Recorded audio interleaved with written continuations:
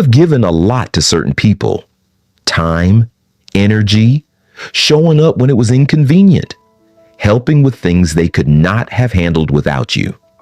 And somewhere along the way, without really deciding to, you started keeping account. Not consciously, not with a list, but the count is there. You know exactly what you have put in, and you know exactly how little has come back. And underneath everything, now there is this low, quiet resentment that you cannot quite say out loud because nobody forced you to give. You chose to, but you gave and they took it. And the gap between what you extended and what you received has become something that just sits there. Seneca had a name for what is actually happening inside that feeling, and it is not what you think. Around 350 BC, a philosopher named Aristotle noticed something that nobody had put into precise language before.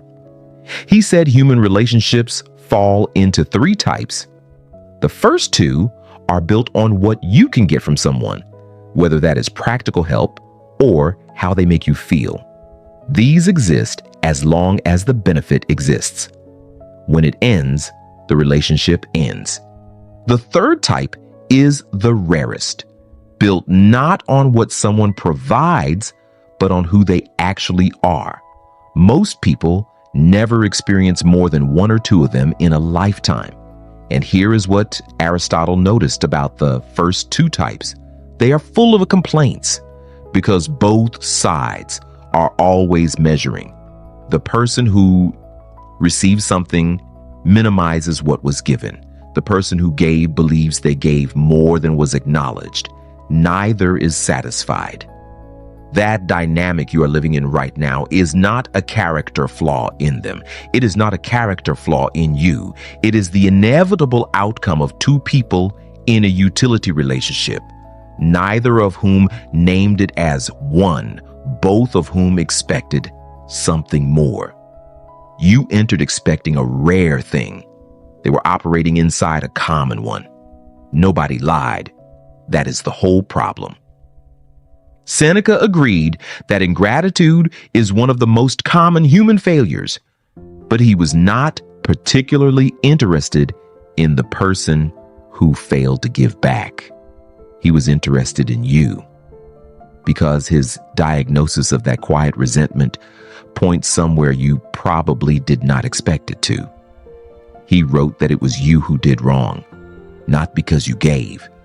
Giving is never the problem, but because you gave expecting something in return, instead of looking to the action itself for your reward. Every time you extended something, there was an invoice attached to it. You did not hand it to the other person. You probably did not even consciously write it, but it existed. An expectation of acknowledgement, of reciprocity, of something coming back that would make the giving feel worth it. And the resentment you feel now is that invoice coming due on a transaction they never saw, never agreed to, and never signed. That is not an accusation. It is just the mechanism. And once you see it clearly, you actually have somewhere to go with it. Seneca described what giving without the hidden invoice looks like using one image. He said, think of a vine. A vine produces grapes. It does not wait to see whether last season's harvest was appreciated. It does not track whether the person who picked the grapes said thank you. It produces by its nature and then moves on to the next season. He said the person who has freed themselves from the resentment cycle gives something and then just goes on to something else. The act is complete the moment it is done. The reward is in the giving itself, not in whether it is acknowledged, not in what comes back. This is not the same as accepting poor treatment. It is the decision made before you give that you are making a gift and not extending a loan, because a gift, by definition, has no invoice attached to it. Before you give anything significant, Ask yourself one question. Am I giving this as a gift or as a loan? Not to the other person, to yourself, quietly and honestly. If it is a gift, the act is complete the moment you give it. Nothing owed, nothing tracked. You gave what you gave and it is finished. If it is a loan, you expect something in return. And that is not wrong. But name it as a loan before you give it. Because if you call something a gift and secretly treat it as a loan, the resentment that follows is not their failure to repay you. It is your own accounting error. In 65 AD, the Emperor Nero sent word to Seneca that he was to die. Almost certainly a false charge. Seneca had spent decades advising him, trying to moderate the worst of what Nero was capable of. The man he had given so much to was now ordering his execution.